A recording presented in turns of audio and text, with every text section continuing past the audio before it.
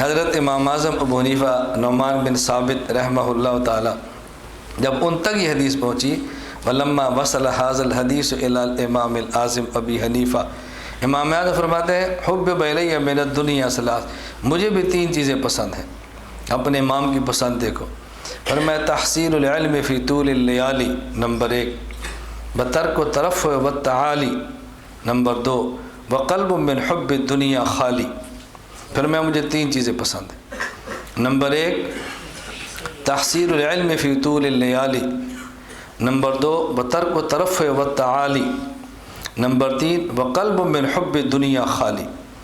مجھے پہلی چیز پسند ہے کہ رات لمبی ہو اور ہمارے علم کے مذاکرے چلتے رہیں، چھوٹی راتیں لمبی لمبی راتیں ہوں اور میں علم حاصل کروں، یہ مجھے بہت پسند ہے، یہ مجھے بہت پسند ہے۔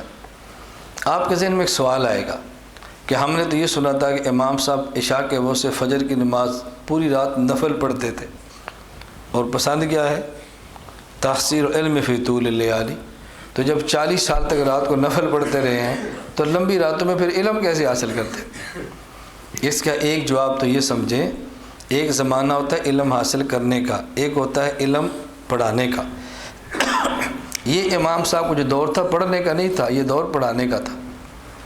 یہ رات پورے کے نفل یہ طلبہ کے نہیں تھے، یہ اساتذہ کے تھے۔ ہمارے استاذ مولانا سلیم شیخو پوری صاحب رحمۃ اللہ علیہ ہمیں ناہمیر کے دور میں ایک بات فرماتے تھے، بڑی پیاری بات ہے۔ استاد جی میں فرماتے کہ اساتذہ طلبہ کو بتاتے ہیں اس درسگاہ سے حسین احمد مدنی پیدا ہوا، اس درسگاہ سے مولانا اشرف علی تھانوی پیدا ہوئے، بیٹا اس درسگاہ سے مولانا شبیر احمد عثمانی پیدا ہوئے، اس درسگاہ سے مفتی کفایت اللہ دہلوی پیدا ہوئے، اس درسگاہ سے مولانا الیاس رحمۃ اللہ دہلوی پیدا ہوئے، تو تم بھی بنو اور اس طرح بنو۔ استاد جی فرماتے تھے اس درسگاہ سے مولانا اشرف علی تھانوی، مولانا مدنی، حضرت الیاس دہلوی اب بھی پیدا ہو سکتے ہیں جب مسند پر شیخ الہند ہو،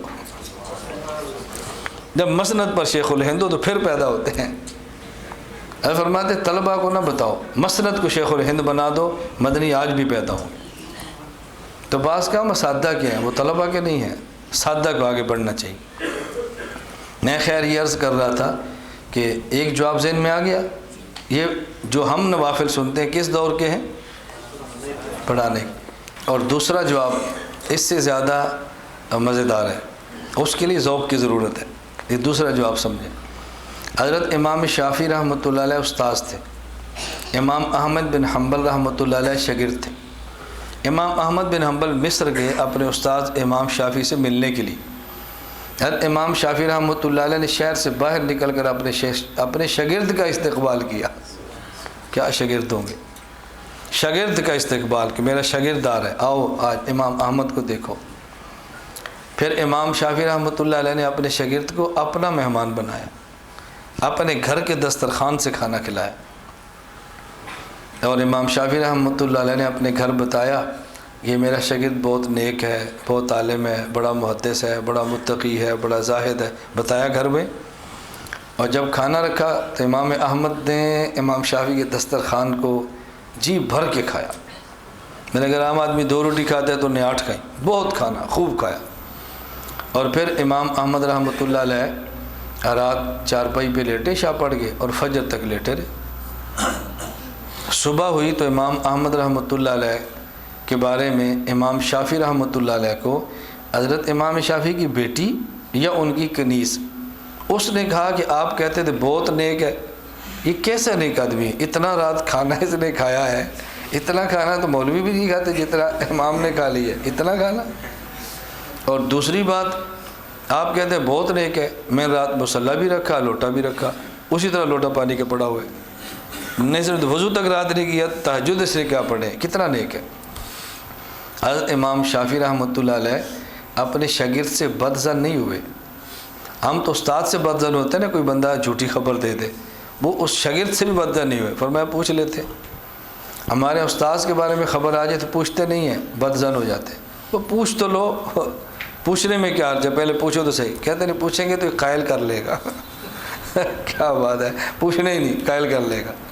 میرے ساتھ تو ہوتا ہے، اس لیے میں کہتا ہوں نا، میرے تو علم میں ہے، ہمارے ساتھ تو روز کا ایک کام چلتا ہے۔ حضرت امام شافعی رحمہ اللہ فرمانے لگے امام احمد سے کہ میرے گھر میں بچی یا کنیز جو بھی فرمایا ان کو آپ پر دو چھوٹے چھوٹے اعتراض ہیں۔ پہلا اعتراض ہے کہ آپ رات نے کھانا بہت کھایا ہے، اور وہ کہتی ہے کہ عالم اور نیک متقی اتنا کھانا نہیں کھاتا، اور دوسرا اعتراض یہ ہے کہ آپ نے وضو استنجا تک نہیں کیا اور لوٹا پانی ایسے پڑا، آپ نے نفل نہیں پڑھے۔ حضرت امام احمد فرمانے لگے استاد جی جہاں تک پہلی بات کا تعلق ہے تو میں نے اپنے دل کی آنکھ سے جو پڑھا اور جو دیکھا وہ یہ ہے، میرے دل نے گواہی دی کہ کھانا بہت منور بابرکت نورانی ہے، تو میں نے اپنے پیٹ سے کہا یہ کھانا جتنا کھا سکتا ہے کھا لے، یہ امام شافعی کا دسترخوان ہے، دوبارہ شاید نہ ملے، اس لیے میں نے جی بھر کے کھایا ہے، جتنا کھا سکتا تھا میں نے کھایا ہے کہ شاید یہ کھانا مجھے دوبارہ نہ ملے، تو میں تو تبرک سمجھ کے اس کو جتنا کھا سکتا تھا کھاتا رہا ہوں۔ فرمایا دوسرا، نے کہا استاد جی شاہ کی نماز پڑھی اس کے بعد لیٹا ہوں، آپ کے کھانے کی برکت یہ ہے کہ فجر تک میرا وضو نہیں ٹوٹا، وضو کرنے کی حاجت پیش نہیں آئی، اور ایک آیت کریمہ سے رات کو 800 مسئلے میں نے نکالے ہیں۔ ایک مسئلہ 100 نفل سے بہتر ہے، اور میں نے 800 مسئلے ایک آیت سے نکالے ہیں۔ اب فرمائے کہ میں نفل پڑھتا یا مسائل نکالتا؟ تحصیل العلم فی طول اللیالی، پوری رات قرآن کی تلاوت اور اس سے مسائل کا استنباط۔ اب سمجھ آ گیا؟ یہ ہے ہمارے امام۔ نمبر 2 فرمانے لگے وترک و طرف و تعالی، مجھے یہ پسند ہے بڑا نہ بنوں، بس بڑا نہ بنوں، چھوٹا بن کے رہوں، مجھے یہ بہت پسند ہے، بڑا نہ بنوں چھوٹا بن کے رہوں۔ نمبر 3 وقلب من حب دنیا خالی، مجھے ایسا دل پسند ہے کہ جس میں دنیا کی محبت نہ ہو، بس یہ مجھے بہت پسند ہے۔ اس پر کتنے واقعات ہیں میں اب سارے نہیں سنا رہا، صرف اشارے کر رہا ہوں کہ امام ابو حنیفہ رحمۃ اللہ علیہ کی پسند کیا تھی۔